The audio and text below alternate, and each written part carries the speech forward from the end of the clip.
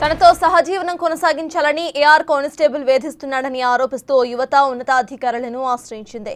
నెల్లూరులో పనిచేస్తున్న కృష్ణయ్యపై చర్యలు తీసుకోవాలని బాధితురాలు డిమాండ్ చేస్తుంది. మానసికంగా, శారీరకంగా వేధిస్తున్నాడని బాధితురాలు ఆరోపిస్తోంది. తన వద్ద 35 లక్షలు తీసుకుని అడిగితే బెదిరిస్తున్నాడని మీడియా ముందు బాధితురాలు వాపోయింది.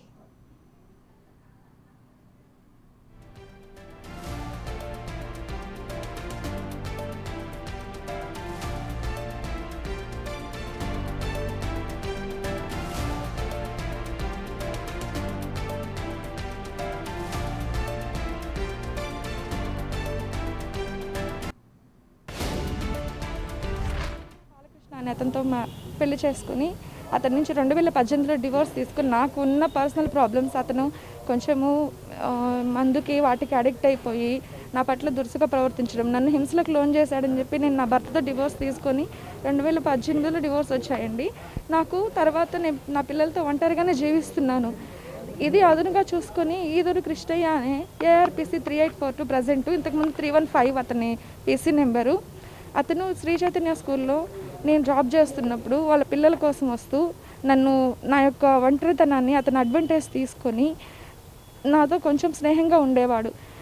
నేను కూడా సరే ఓకే, నాకు ఒక తోడు కావాలి, హెల్పింగ్ హ్యాండ్ ఉండాలి కదా, ఇతను కూడా సమాజంలో ఒక రెస్పాన్సిబిలిటీ ఉండే జాబ్లో ఉన్నాడు కదా అని చెప్పి నేను కూడా అలానే ఫీల్ అయ్యి కొన్ని రోజులు బాగానే ఉన్నామండి.